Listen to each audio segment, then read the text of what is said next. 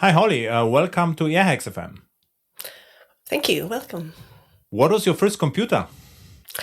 Oh, this is it was I think it was a K Pro. It was a CPM machine.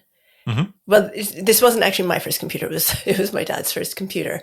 Hmm. But it was this amazing computer that was sort of designed to be, it was called transportable because it wasn't actually portable because it was well before laptops, but it sort of folded in half. So it had it was like a laptop if a laptop was the size of a medium Hmm. suitcase. Um, and yeah, this machine, it was a CPM computer, and I didn't do much on it except that I played this game, and I have never since had a game that I enjoyed as much as this one, What was even it? though it was, I'm not, I can't remember the name of it, but it was sort of a platform game, sort of like, Uh-huh. I think they're called platform games, like Yeah. Donkey Kong, where you sort of Okay. go along. But of course, it was only ASCII art, so you had this like little character, and then you would sort of the platforms were made out of dashes, and then you would run along the platform, and then every now and then there would be a hole, and then you would sort of fall through the hole, and then there was like little chevrons that were used, and pipes that were used to make arrows that you would land on and you would kill. And it was so. I mean, if you would look at it now, it was so unbelievably simple, but it was still compelling. A K Pro was the name of the machine. I think so, yeah. I'm just going to look that up while we're talking. Never heard about it. But CPM. In Germany, there was CPM Schneider, I think. There was like a German computer. I think it was CPM. A CPM was the operating system, right? Yeah, yeah. Yeah. Okay. And Yeah, yeah, it was K Pro, so it's like KAY Pro. Um, okay. And your dad yeah. was a programmer, developer. He wasn't, no, not at all. He sort of studied education and that kind of thing, but he was an early adopter of computers, and so I really benefited from that. Yeah, pretty cool. So what is your second game? Or what was your first line of code on the K Pro? Oh yeah, so I didn't ever get to code on the K Pro, but then the next computer that we had was when I'm just sounding older and older and older. Trip down memory lane, because of course then there's sort of the home computers really started with the IBM PC, and then they really really started with the clones of the IBM PC. So he got an IBM PC clone, Hmm. and so I started programming in BASIC on that, and I ended up doing like something to like organize recipes or something like Why that. you started coding? I don't know. I think I've always liked making things. And so it was a new toy, and it was a new way to make things. Okay. And the recipe management system worked? I don't think so, no. I And, don't and, think you, I got very far with it. and you were able to store the stuff. This was the challenge. Was there a Yeah, database involved? You know? I don't think so, no. So I think it was probably, yeah, I can't even remember, but I mean, it was not sophisticated. And I remember at the time, there was sort of all of this conversation about like, these new computer things and what people will be using them for. And, people will use them to manage recipes. And I, tried writing this recipe management system, and it was not very good, and it was very awkward. And of course you'd be like cooking in one room and the computer would be in another room, and you'd be running Yeah. back. I mean, it was just, it didn't make sense in any kind of usability way. And I sort of used to laugh about it for quite a long time until of course now all my cooking is done with recipes on the computer. So it's sometimes these things, they take a while. There's this sort of early But idea of like, different software, I guess. Or is it like your old software version 120 or something? no, I mean, it's yeah, it's because it's all, it's either just in text documents if I have a recipe of my own, or it's just, there's this thing called the World Wide Web. Yeah. And, I mean, it is amazing the sort of the amount of content that we have for free on Hmm. the webs, most of which Hmm. is terrible, but some of which is really, really good. And your recipe management system was still in BASIC or Turbo Pascal, something different? It was basic, yeah. Yeah, Okay. so I did that basic programming, and then I think I didn't touch it too much until university, when I did do Pascal in university. Uh-huh. So you started computer science. No, it was physics that I studied, Wow. and so we had to do one module on I can't even remember what it was called. Computers for physics And you people or enjoyed something like physics? that. Yeah, I loved physics. Uh-huh. Yeah. So I sort of, I did physics at undergrad, and I liked it enough that I went on, and then I did a doctorate as well. But by then I was sort Wow, of, what is the title of your doctor, how to call it, thesis? Uh-huh. it was something like, so it was in, the sort of the area was quantum computing. Wow. And it was something like NMR and information. So we were always advised to choose a really vague title, because you know how these things go, right? You sort of, Uh-huh. you start out and you're like, I mean, I still do this when I'm submitting talks where I say, Yeah, and in exactly. my talk, I'm going to do a demo, and my demo is going to do these 16 things. And then I start, of course, I don't write the demo before I Yeah, of course. get the talk accepted, because I don't want to waste my time. And then the talk gets accepted. And then I look back at the abstract and I'm like, oh, none of this is possible. I only discover when I start implementing it that it's not possible. Should I So cut this out, this portion, or should we can we keep it in the podcast? I think it's interesting. Well, Just fun. yeah, I never cut anything out, I think, here. yeah. So, Yeah. but the quantum, was it hard? I mean, at the time, because I was sort of immersed in that world, it felt fairly straightforward.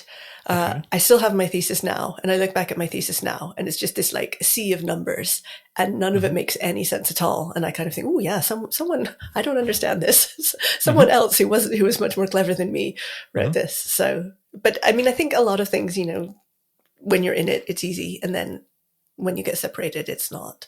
Yeah. I found my script from my study, math.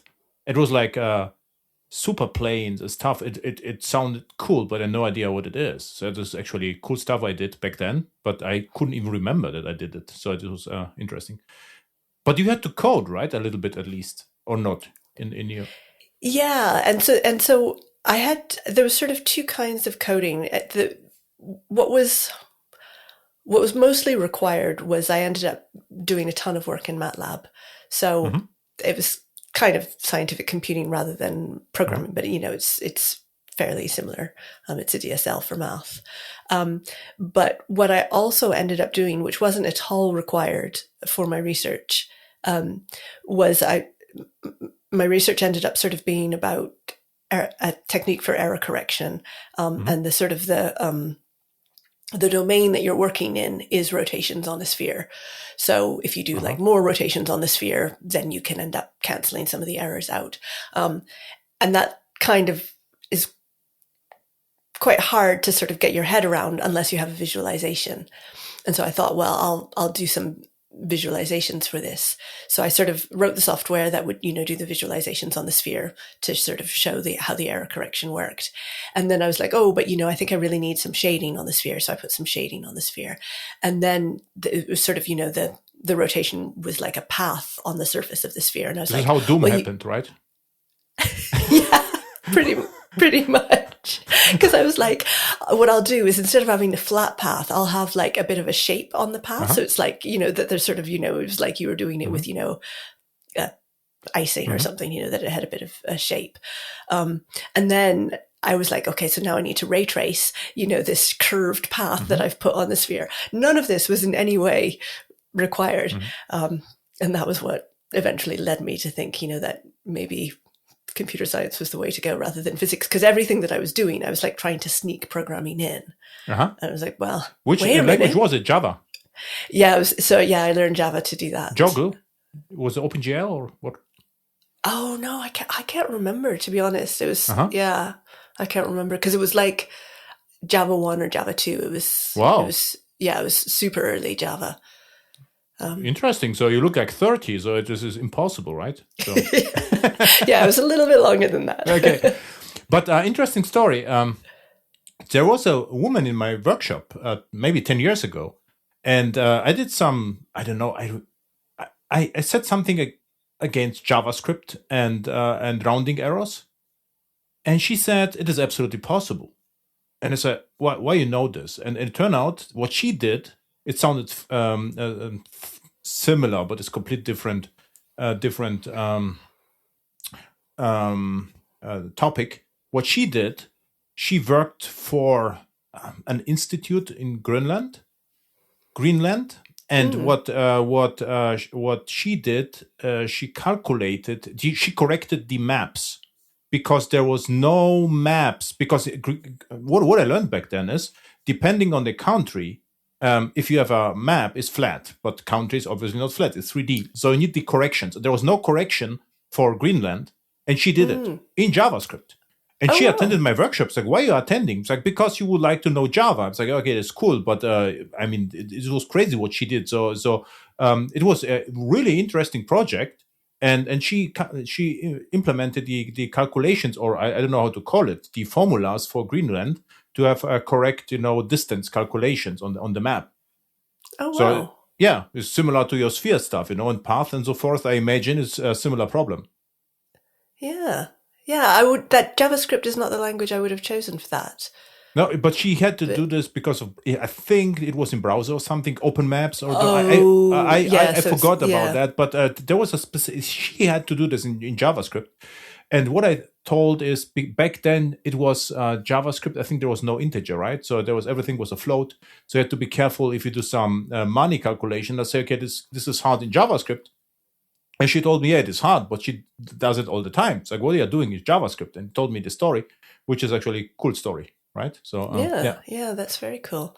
So, and you are, how to call it, physicist, right? Physicist, yeah. Well, physicist, I was, yeah. Physicist who actually coded 3D Java with JDK11. Yeah, this is like that. This is like I would, as a Java developer, would do something with Albert Einstein. This would be, the same story here. No. Help Albert Einstein, to verify the m multiplied by c square or formula. Yeah. Why you enjoyed physics? I think because so I looked at I sort of, when you compare it to the other sciences, yeah, chemistry is a lot of memorization, and it's and exceptions, right? There are always exceptions. So this is what. So I tried to learn something, and then they told me this time it's different. It's like, why? Because it is like it is. Like, okay, I don't like it, right? Yeah, I remember I had to do first year chemistry, and we had some exam or test or something, and then afterwards they came to us quite sheepishly and they said, we have to we're going to adjust the grades, and we're going to reduce the denominator by 1, because there was one question that we don't think anybody could have gotten, and the question was, what color, you do a such and such and such and such, and what color is the powder? And I think what they assumed is that everybody would just make an educated guess that the powder is white, because the powder is almost always white, and in this particular case they just happened to have been really unlucky, and they chose some chemicals that turned out to be a pink powder. And so they were like, okay, well, no one was going to know that, so they had to take it away. But yeah, it's sort of exactly that. There's like a lot of memorization and then some exceptions. And biology was just like all memorization. Okay. But with physics, there's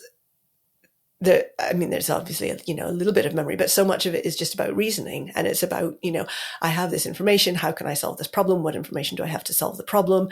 And if you forget some of the formulas, you can almost always sort of, if you have time, rework them out from first principles and then recover. Okay, so almost like programming, almost. Yeah, very similar, I think. Mm-hmm. But it's also very similar to math, right? I would say. Yeah, very mathematical. I mean, it's applied math, really. Yeah, exactly. Yeah, pretty cool. So, and so you started computer science once again, or what happened? Yeah, you did. So I was self-taught, which I think is one of the really lovely things about our industry, is that people do come in from so many different backgrounds, and that they really bring something. So some of the sort of, the best colleagues I've had have had, English backgrounds or philosophy backgrounds, or, lots of maths and physics, but then, biology as well, like all these different backgrounds. And I think it really makes us stronger as an industry, which isn't something that you could say for like medicine, for example. Like you'd never want to go to a doctor's practice and they say, oh yes, well, we're all self-taught, and that makes us better doctors. You'd be like, I'm just going to go. Yeah, but in Germany we have so quasi doctors who are not doctors. There's different name for it, and oh really? They have like, this is not a science. This is it is like you can go there, and they didn't study medicine, but they, I don't know from where they know stuff, and they apply strange different things, yeah. That's a different story. Okay, but you're right. Usually in the typical medicine, it is like it is, right? So there is no the sort of the certifications and that kind of thing. So how you learned? So after, so you just stopped. You ever worked as a physicist? No. So I did the doctorate, and then I sort of realized that like everything that I'd been doing, I'd been sort of trying to like turn it into a computer problem and a programming problem. And then I was like, well, maybe instead of like trying to like get paid as a physicist while doing computers, I could just get paid to do computers. So I applied to IBM, and they accepted me. And so I started working at IBM. But of course I taught myself Java, but I sort of turned up at IBM, and there was so much stuff I didn't know. And like, cause there's all the sort of the computer science concepts that I didn't know, but then there was a whole bunch of industry stuff that I didn't know as well. So it was just sort of in the early days of application servers. And so I sort of, started working on the WebSphere team, and I didn't even understand like, what is an application server? Why would anybody ever want an application server? What problem is it solving? And I had computer problems as well, because I've always been a Mac person. And so then when I joined IBM, obviously, this was way back when. Yeah. So they gave me a ThinkPad, and it ran Windows, and I looked at this and I was just like, what is this? This makes no sense. I can't use this. This is terrible. And eventually, and again, sort of, I was having to get help with like the most basic things, because I couldn't use the operating system of my computer. And they must have been thinking like, who is this person? She doesn't know anything about computers. She can't even use her own computer. But eventually, after about 6 months, I worked out that I was allowed to install Linux. So I installed Linux on it, and that was a very happy day. And you're still using Linux right now? I'm not, no, because at the time I was using Mac, and no one else was using Mac, because it was before OS X. But then when OS X got introduced, of course, Mac suddenly became such a desirable platform for computing and software and stuff. So I was one of I sort of got lucky, and I think I made enough noise that I was one of the first people in IBM to sort of like get an official IBM Mac, because people were sort of like bringing their own Macs into work and stuff. And eventually they were like, okay, well, we'll start supplying Macs. Okay, cool. And what you did at the beginning, so you were like evangelist or DevRel for, no? No, not at all. I stumbled into that kind of by accident, and it's never actually been my official job. It's always been kind of something that I've done on the side, sometimes sort of over the protests of my management, and sometimes with the sort of the encouragement of my management. But no, I joined just as a developer on the WebSphere team, and we were working on kind of a product that it had like a schema for events and some infrastructure for moving the events around, as in not like events like a messaging or a Kafka, where you're sort of trying to like send small messages around the system, but more like in a sort of a logging kind of infrastructure way of like, let's have a record of what's going on in the system, and let's come up with a model to be able to describe what's going on in this quite complex system. So it was just like a huge piece of XML that got handed around. I don't think that product still exists, but I could be wrong. SOA or something like this. Sounds like SOA. WS dev stuff. Yeah, it wasn't quite. So the product was called Business Event Infrastructure, so BEI. But okay. You ever work with Erin Schnabel, maybe? I do, yeah. We worked together for a long time. So I didn't start working with her until I'd been in IBM for a while, because I sort of, I moved around various projects. But when Liberty started, so I wasn't in the sort of the very first group of people who were working on WebSphere Liberty, but when the team expanded a little bit, I was sort of in that. I was like one of the first in the second group. So I came in and started working with Erin, and we worked together for, I don't know how long. Yeah, maybe like 5 years or so, and then we stopped working together directly, and then we sort of are now working together again on Quarkus. Hey, cool. I remember I've met first time Erin on Java 1. I think IBM was there, but it was one of the last Java 1 in Moscone Center. And I had a question regarding OpenLiberty. I had to use it in project, and I think what I wanted to do is just deactivate some plugins, and it didn't work.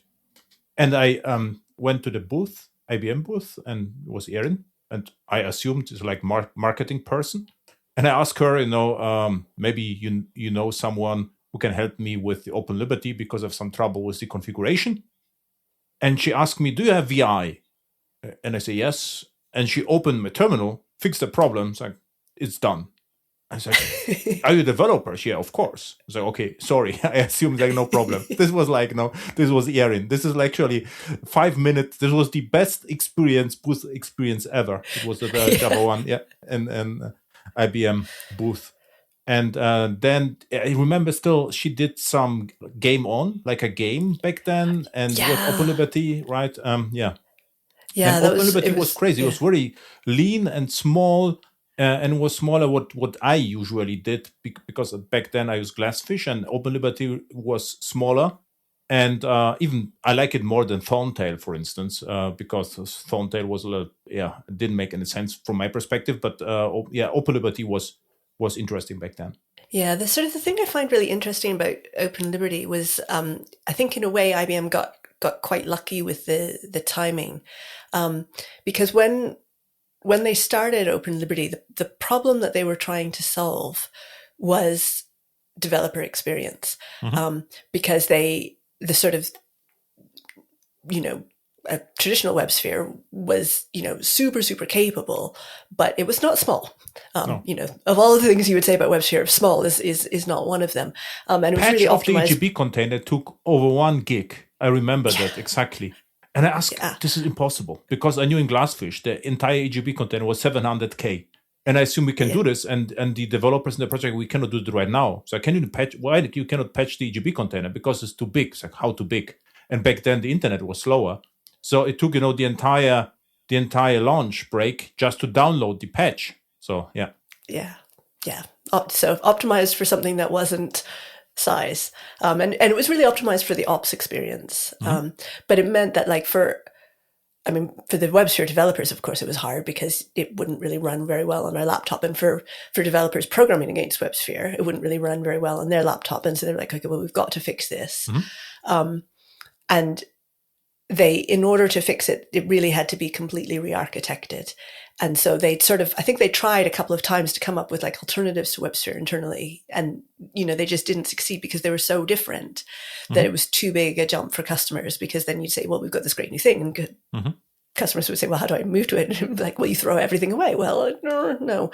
And so with WebSphere Liberty, what they were able to do was they were able to completely change the core to this OSGi-based core that allowed it to be modular, which allowed it to be small and fast.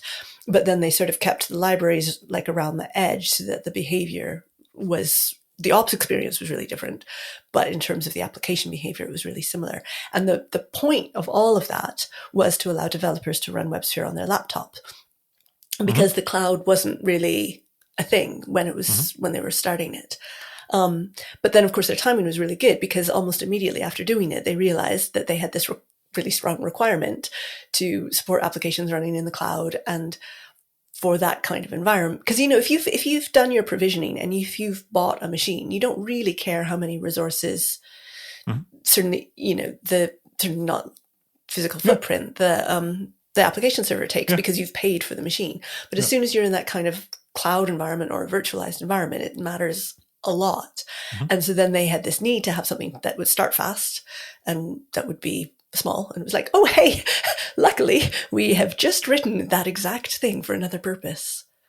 And it has a great feature. I remember what OpenLiberty is still able to do is like save the entire state to be moved around, right? So it can capture the entire configuration and state into, I forgot, maybe a jar even. So it can move it from machine to machine easier.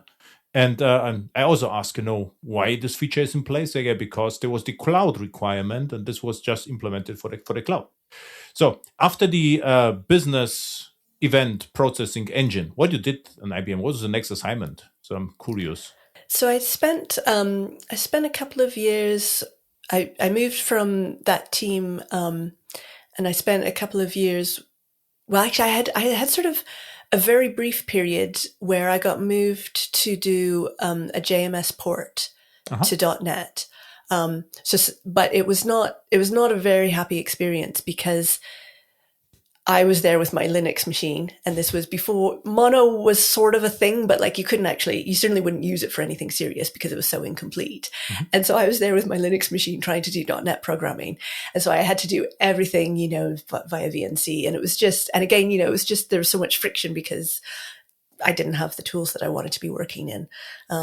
So I did that very briefly, but it wasn't a very happy experience. And so then after that, I moved to the team that was building the JVM. And so I worked in the performance team there, which was super good experience to learn a bit about performance. But I ended up doing a thing that I think probably all of us do, but I definitely catch myself doing, which is that, you change the assignment. So like when I was doing my PhD, I turned it into let's draw pictures. And when I was doing the performance work, I did the same thing of sort of turning it into let's draw pictures, because I was doing garbage collection performance, and you get these vast logs and you have no hope of being able to make any kind of understanding of what's going on with the garbage collection unless you can visualize them. And at the time, the JVM was what turned into J9, and it didn't have, you couldn't use the normal JDK tooling because the logs were in a different format, so we needed garbage collection analysis tooling. And then, so I sort of wrote some tooling, and then that ended up taking more and more of my time. And then we sort of expanded the scope of the tooling as well, so that instead of just looking at garbage collection, you could look at the sort of the health of the whole system. So it was really sort of an alternative to mission control, but for J9, called Health Center. And if you're using J9 now, it's quite possible you're still using Health Center because it's still. Is this UI, user interface, Health Center? Yeah. They knew. I was not aware of that, so I will try it out. So is this similar to JMC a little bit? Java Mission Control? Yeah. Sort of, similar idea. And I remember at the time, the really cool thing about health that in the Health Center architecture, it wasn't my idea, it was someone else's, but one of the things it would do is it would give you profiling. Mm-hmm. But normally when you're doing profiling, you have this sort of unpleasant choice, which is you can profile everything, and that gives you a really complete picture, but you've introduced so much overhead that you've possibly changed the performance characteristics of the machine enough that the problem you were looking for isn't even there anymore. And definitely, right? Yeah, exactly. And you definitely couldn't leave it on for long because it's so expensive.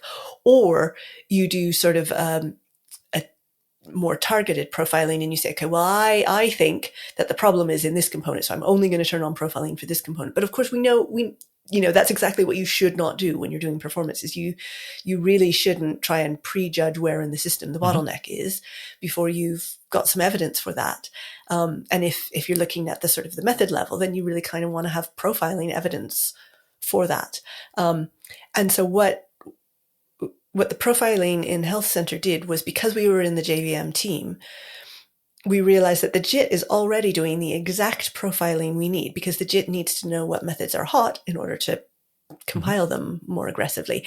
And so all we did was siphon off that existing information that the JIT was collecting, just dump it out, send it over the wire, and then dump it out into a UI. And then we could have these really low overhead, like 1 or 2% always on profiling. So it was really cool. This is similar to what JMC and Hotspot does, actually. This was the JRocket project at Oracle. And at Oracle, this was JRocket was a Swedish company, I think. And Oracle bought it, and they merged it with the JDK. And this is similar. Didn't knew that the OpenJNI does the same. It's actually a cool story. Yeah. And yeah. So now, when Quarkus gets new UIs, I assume you are working on Quarkus. So we can expect very soon a user interface from you, right? Because you're changing your assignment as well. Well, it's kind of already got one, and it's not me who's doing any of it. Oh, So we've Quarkus has its dev UI, yeah. and it's sort of I because it's always been there. I kind of take it for granted, and so then when I talk to people about what they really like about Quarkus, the dev UI is one of the things they always mention, and I'm sort of like, but of course it has to have a dev UI. Why wouldn't it have a dev UI? But of course, not everything does, and the dev UI is certainly super useful as a way of understanding what the server is doing and managing it. Mm-hmm.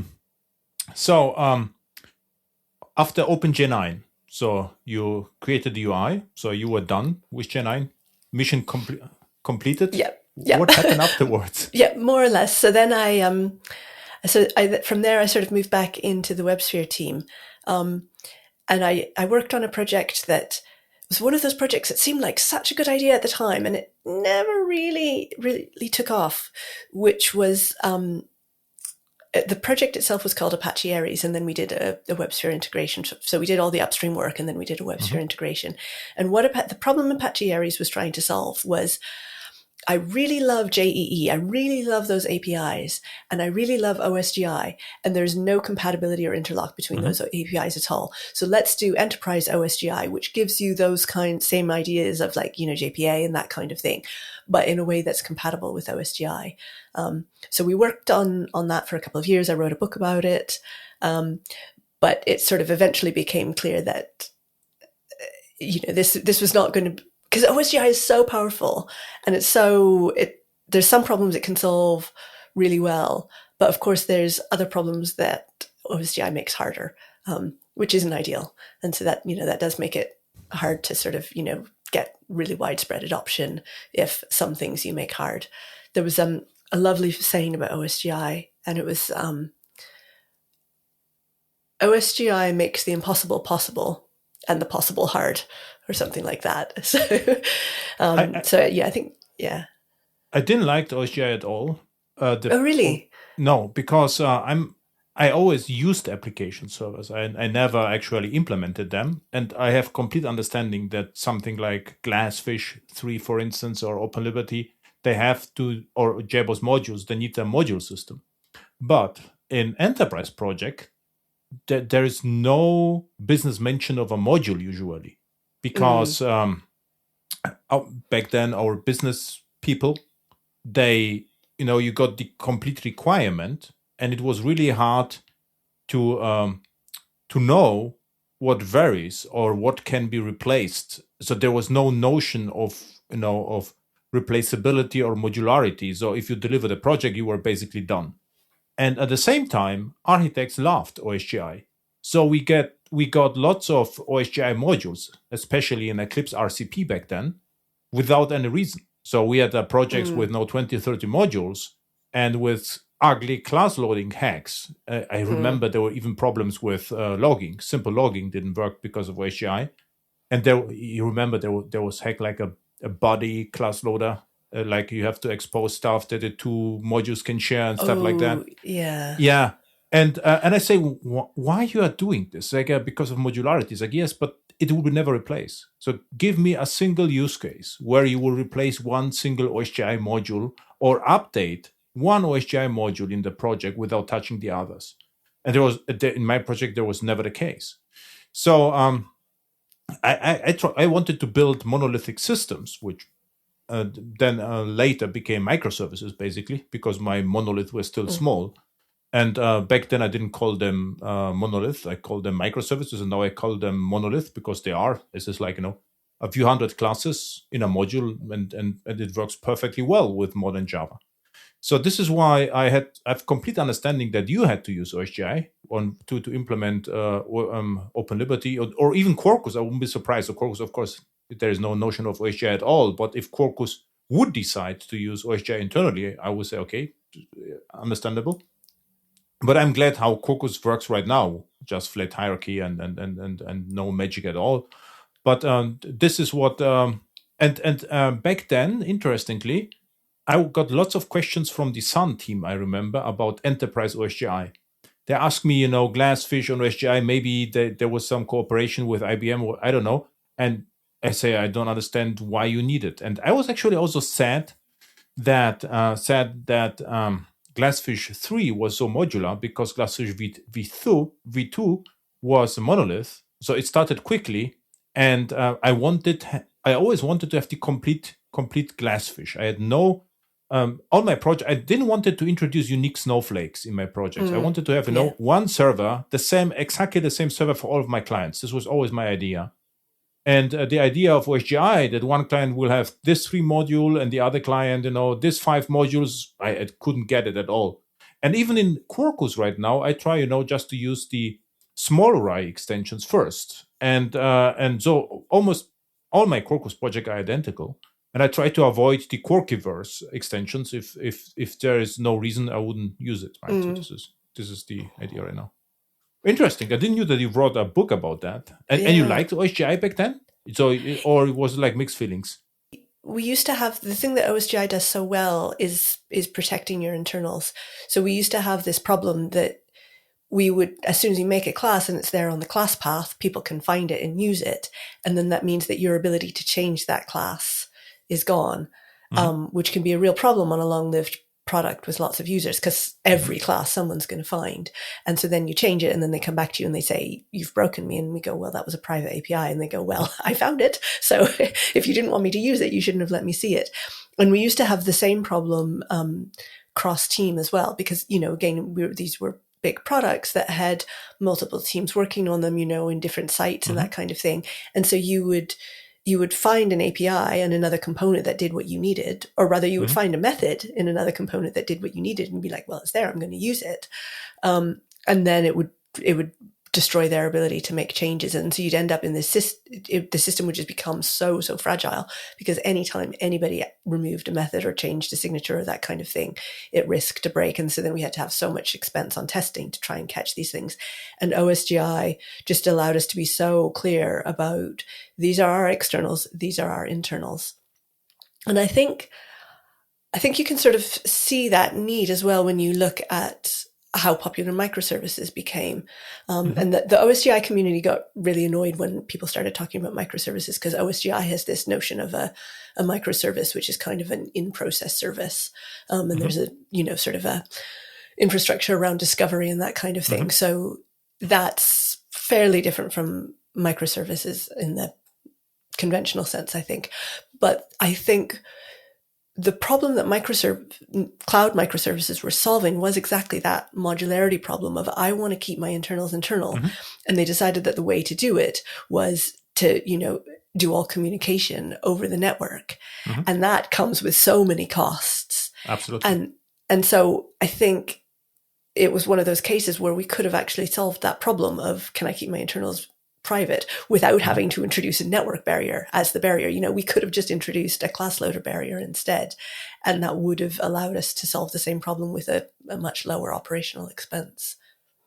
The problem is your arguments are reasonable. So I tell if you a I story. ruled the world. Yeah, I was at a Java user group meeting, and they asked me, so you are a software developer, and we have hundreds of microservices, and we have a trouble starting them in the right order. And I asked them, how big is your team? And they told me 3 developers. I said, okay, but why you have so many? And the answer was, yeah, we thought this is the way to go. They read the articles, and everything was about microservices. Okay, in your case, I would maybe implement 2 at most, right? And usually it's obvious if you need a microservice. It's usually complete different life cycle. In one project, we encapsulated in a microservice all the payment providers because they changed frequently. So it was obvious to us, to put this in one microservice, and the other microservice was the ordering logic. And this was, I think, fine. But in this project, they just implemented lots of microservices without any reasons. And I saw this a lot. And what I did is I merged them to a monolith, and everyone was happier than before.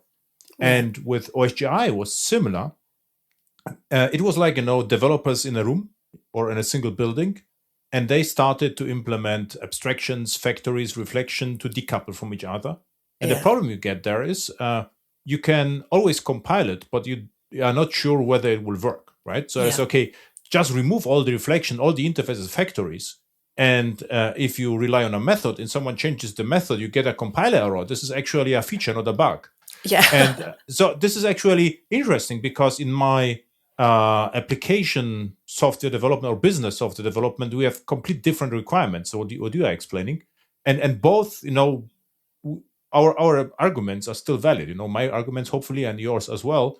And but it's getting better and better. I think the recent projects are more reasonable, but still 5 to 10 years ago, it was crazy what you saw. Lots of there are so much code, and then they wanted to have a higher code coverage, so they implemented reflection tools to call everything automatically, just without a searcher, just to calling getters and setters and whatever, just to get higher code coverage, which is funny.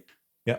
So yeah, I my first microservices project, I looked at the tests, and this wasn't because it was a microservices project. It was just the developer skill, but it was exactly that they had a test suite that just it didn't have any assertions, and the coverage was good, but there was no assertions, and it had exactly that problem as well that you're describing, that the effect of the way it had been modularized was just to move errors to runtime from compile time, which, as you say, is not good. So we had to introduce contract testing, and that helped a lot, because then at least it meant that we discovered the errors early in the test cycle rather than in production. But it was it had this really complex domain model, and because it had been modularized into microservices, the domain model had to be replicated into every single microservice. Yeah. And so then we just had all of these domain objects, and every time there was a change in, the dream of having duplicates is that you can make changes in one and they don't have to be in the other one. But the way the application works, the way that, the business problem was if you made a change in one, it had to be in the other, but you didn't get that compile time alert. And you had to do double the work with a hugely increased risk. Yeah. What after the what we talked about was the OpenGi 9. Then you moved back to OpenLiberty with Enterprise OSGi. And what happens then? So so you recognize that it will never happen, the Enterprise OSGi, or what happens with the entire story? Yeah, it wasn't actually me. It was, the sort of the benefit of being in a big company is sometimes your career decisions get made for you, so that project sort of was winding down and didn't need the same level of investment as it had when it was new. And Liberty was starting up. So a bunch of us got moved to the Liberty team. So I got moved to the Liberty team, which was great because it was a fantastic project. And I worked on Liberty for about 5 years. And then I did something quite different, which is because all of my career I'd been sort of on the product side, away from users. And then I switched to services. So I worked as a consultant for 5 years.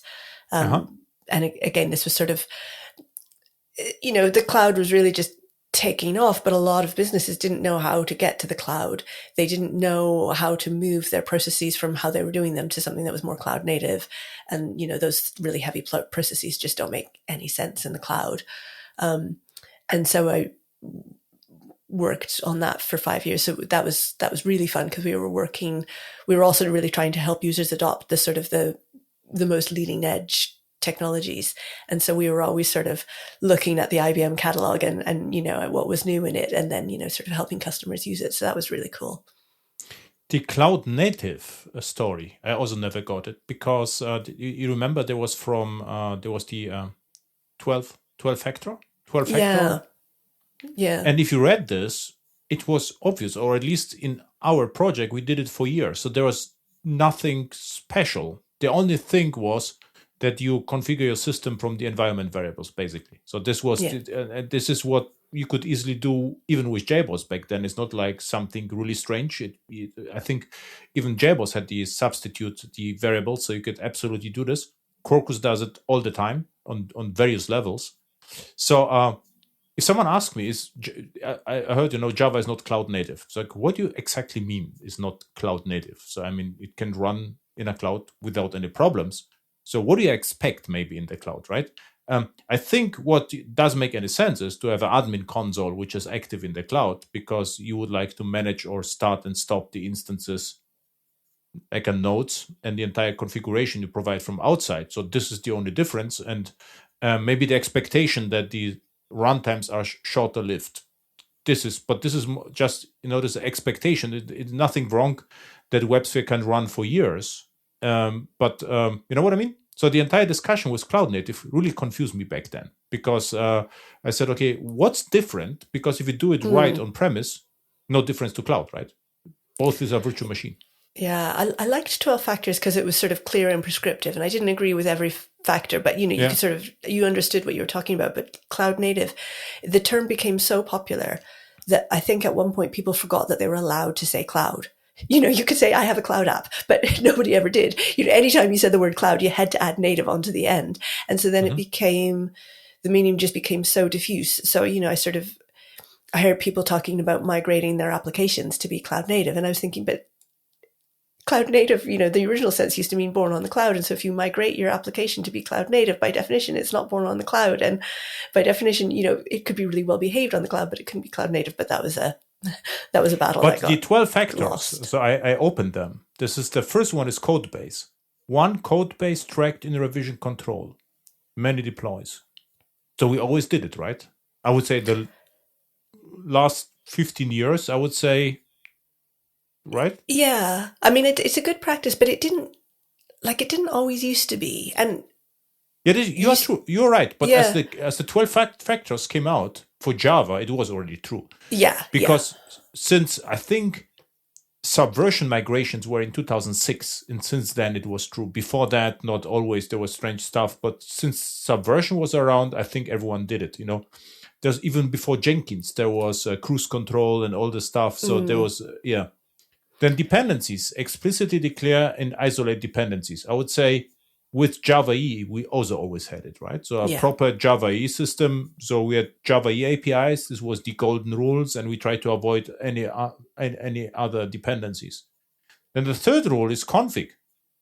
Store config in the environment. So this is the change, because before cloud, there was nothing in environment. This was actually strange to keep anything in environment. It was considered as a hack, usually XML or sometimes database. I remember everything was in XML, and if you stored something in a database, it was unusual, something cool that you can do this, right? Yeah. Then one strange one, backing services. Treat backing services as attached resources. And this means like HTTP communication, I guess. This is how we like to understand that. Treat backing services as attached resources. It means, JDBC is such a resource, right? So it was, this is, Yeah, I never fully understood that one. Yeah, it's strange, because if you read this, I did it in my workshops back then, and this is. So a backing service is any service that the app consumes over the network as a part of a normal operation. Examples include data stores, MySQL, CouchDB, and so forth, which in our case, it was JDBC from JDK 1.1, the problem solved. So we had connection pools. It was attached service, but yeah. Number 5, build, release, run. Strictly separate build and run stages. I think we also had it in Java, right? So with Jenkins and Hudson even, this is old stuff. One is interesting. Number 6 is execute the app as a one or more stateless processes. And this is maybe different. Stateless, because back then we had Java server faces, remember? And there were sessions. And now sessions are back because of chats. It's exactly the same like HTTP session. But back then, this was stateful. There was huge discussion whether it is good or bad, where to put the state, I remember. So this was, at least, there were lots of discussions and architectures. But right now, I would say 90% of Quarkus applications are stateless, or 95 or 99, right? So this is it is unusual to keep state inside Quarkus, right? Or even I think so. I don't have that good picture of the usage, but that would be my expectation. What I can tell you, I cannot remember that we ever deployed a Quarkus application with state. So highly unusual. port binding is interesting. Export services via port binding, which you were forced with Docker, right? Because you had to map the ports before Docker, maybe, right? So concurrency is interesting. Scale out via the process model, which means AWS Lambda is cloud native. Everything else, maybe not. This is what I would scale out via the process model. Means if you have new traffic, you start new processes, which is highly inefficient, I would say. Back then, everyone was proud of that, but now, even recently, Lambda became multi-concurrent. So I would say I would say it was a big feature that OpenLiberty and all our runtimes were highly efficient within a process, right? Even Loom, or what we have right now, the virtual threads. We can run on a single JVM millions of threads, which is a feature, not a bug. So this was the number 8. And this is like, they mean that way. That and they say, for example, PHP processes run as a child process of Apache. And okay, this is the number 8. And I guess it's sort of a question about how much you want to invest in multi-tenancy as well. Yeah. So as soon as you get more complex things, then you end up with your multi-tenancy breaking, and it can be quite expensive to fix. Do you want to do that, or do you want to just say, look, let's just be single tenant? And it might be that a single tenant is serving multiple things, but it has some distinctiveness that makes it a tenant. And we just say, if we want another one, just use virtualization, just start another process. This is actually what I do in hardcore stateless or serverless projects. So what we even do is that every client in some projects gets an own account. So we have own account with own Quarkus and everything isolated, own data store. So this is single tenant, highly isolated. Yeah. But they meant process, which is okay. But this is how you remember CGI. So this was like CGI started a process per request from Apache, Common Gateway Initiative, I think. And serverless with Java became famous because we could do this as threads, which was far more efficient. The number 9 is disposability and says maximize robustness with fast starting and graceful shutdown, which is perfect for Quarkus. So Indeed. Or OpenLiberty, right? Back then was even OpenLiberty was already great. Yeah.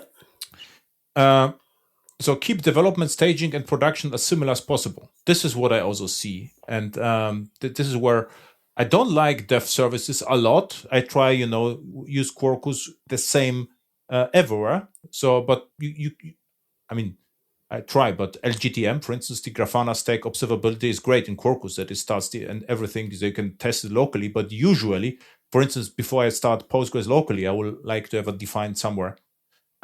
So keep development, staging, and production as similar as possible. The number 11 is treat logs as event streams, which is now true, right? Because if you have right in a cloud, is usually one event is a log statement, and if you have Loki or something, Grafana, there are events. And admin processes run admin management task as one of processes, which is interesting because in the cloud there is no more admin processes. So what you have infrastructure as code. So I would say a little bit outdated, but if you read this, I would say 80% of my old on-premise projects were like that without knowing that there is a 12-factor apps. This is why, because it was using the arguments against Java. I say, look, I don't understand. So, and I never heard a good explanation what it actually is.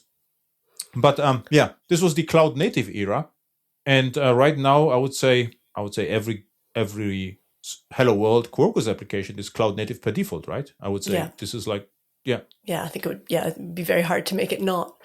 Yeah, this would be cool conference talk, actually. How to build a non-cloud native applications. What to do to be not, I couldn't even, what to do. I don't know.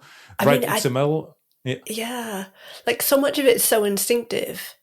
That I think it would be really hard. Like even the stuff like, if I start just a stupid toy project, I start doing Git commits, don't I? You just have that habit, and the idea,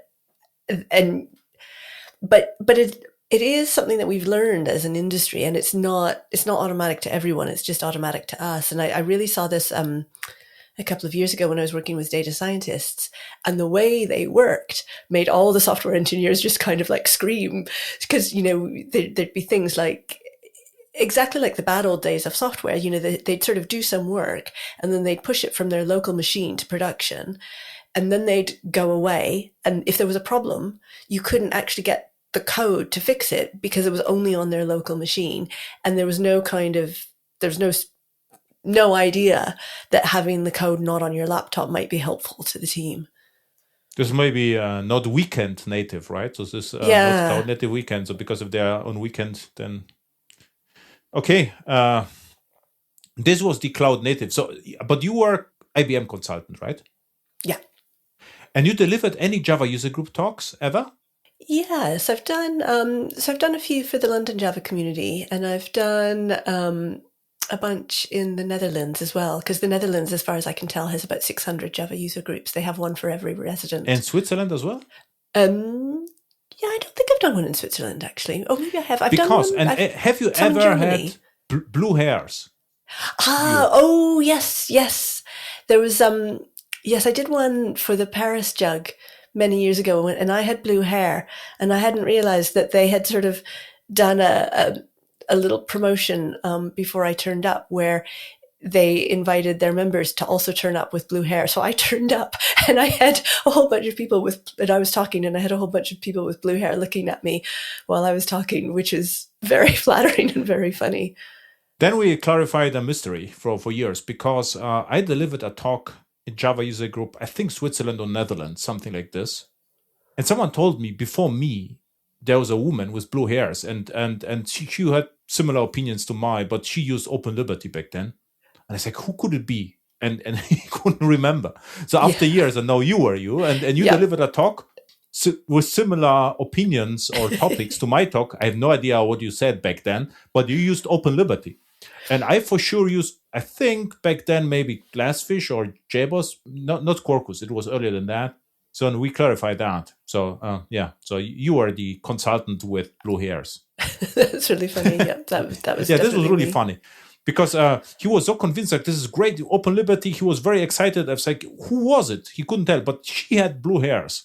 Like, I don't know anyone with blue hairs. Who could it be? And I scanned the entire internet and never found anyone with blue hairs. And you were this. So we clarified that.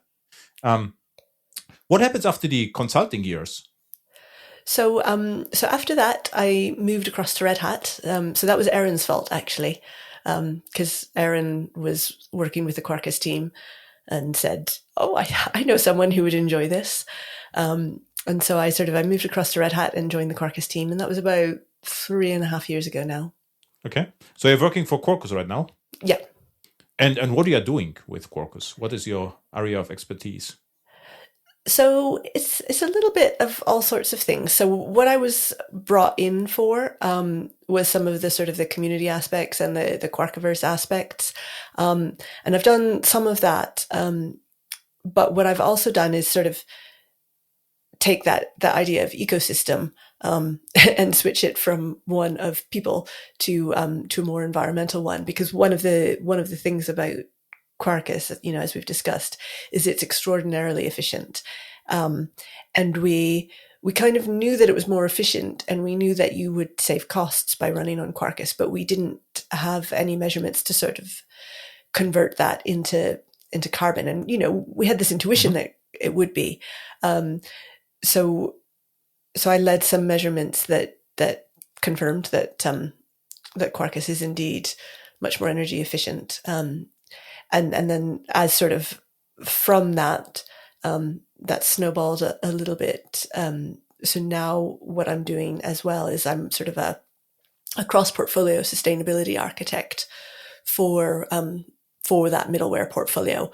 So looking at sustainability across a bunch of the products to say, well, how is this sustainable? What architectures could we choose that might be more sustainable? What UX things could we add that would allow users to do some of the things that might make their applications have lower energy costs, like deferring work and that kind of thing.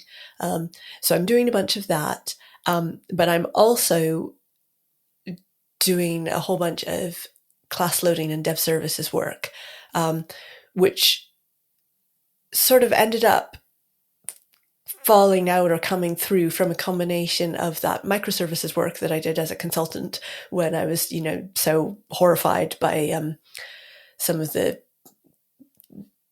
instability and lack of resilience that the microservices had, combined with the ecosystem brief that I had when I joined, because I said, in order to understand the experience of Quarkus extension authors, I need to write my own extension and publish it to the Quarkiverse. And we had a gap because the packed contract testing framework kind of worked with Quarkus, but it didn't work in every situation, and it certainly didn't take advantage of, the sort of the value add that you can get with Quarkus in terms of like the dev UI integration and that boilerplate reduction and dev services and all that. So I said, well, I'll write a packed extension. And then when I started writing the packed extension, I realized that going from the sort of that first level of it works with Quarkus to that next level of it really integrates deeply with Quarkus and takes advantage of what Quarkus has to offer, wasn't actually possible with the way Quarkus tests had been architected, just because of sort of, I mean, it's the same with OSGi, that as soon as you go into class loading, at some point your head starts to hurt.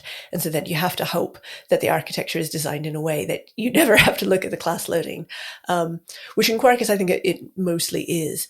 But if you wanted to get lower into that level of, I'm going to write an extension and it's going to hook into the test framework, you started to have to touch or understand the class loading. So I re-architected the class loading so that it allowed test extensions to do more and be more Quarkusy. And that took quite a while. And so then after that piece of work made dev services a little bit more annoying and a bit more inefficient if you had a whole bunch of test profiles, because it meant that instead of starting each dev service when you needed it, we would start all of your dev services up front, which if you only have one instance of Postgres, that's fine. But if you have like 10 profiles and each one declares its own Oracle database and all of those 10 Oracle databases start at once, that starts to become a problem. So we're just in the process of using a sort of a new infrastructure to start the dev services so that they start when you actually need them rather than eagerly. And I saw your commit recently, and what I did, I used the LGTM dev services stack and dev UI, and what happens is the Quarkus starts, the Grafana, Loki, and so forth in a Docker container, but with random ports. And there was a bug. And you solved the bug because I read, in the issues, and I say, Holly, solved the problem there. And this was like the most recent Quarkus version solved the bug, because my use case was I wanted to start one microservice with the Grafana stack, and the other microservice reused the already existing Grafana stack. And this was not possible before, because Grafana used dynamic ports, and the configuration in Quarkus had no effect. So you could do this, but there was no, and it seems like you solved my problem a few weeks ago.